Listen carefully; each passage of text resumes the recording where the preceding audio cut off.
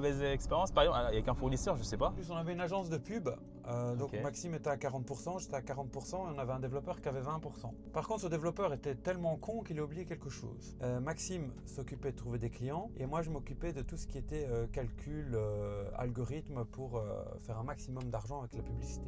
Et le développeur, après 2 ans, quand l'agence faisait beaucoup d'argent, a dit que pour lui 20% c'était pas suffisant. Moi quand je suis sur un deal, je reviens jamais dessus. Et on lui a dit non. Eh ben, du jour au lendemain, il a fermé la régie publicitaire. Il a envoyé un mail à tous nos clients en disant qu'on fermait. Et il a réouvert la régie publicitaire avec un autre connard. C'était un politicien belge, j'ai oublié son nom d'ailleurs. Bref, c'est de la politique, tous des connards.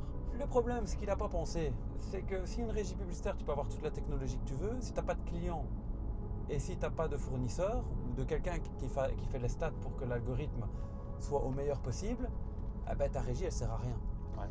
Et Maxime a recontacté tous nos clients qui ne nous ont pas lâchés en disant dans 1 mois la régie est de retour, soyez patients et pendant 1 mois vous payez avec nos fonds propres. On a trouvé un autre développeur qui a reproduit la régie, qu'on a payé cash.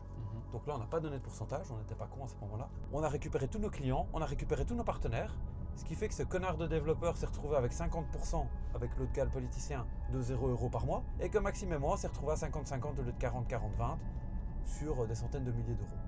Voilà, Ouais. donc morale de l'histoire, il vaut mieux prendre 40% ou 20% d'un gâteau qui fait 100 millions d'euros que de prendre 100% d'un gâteau qui fait 0 €.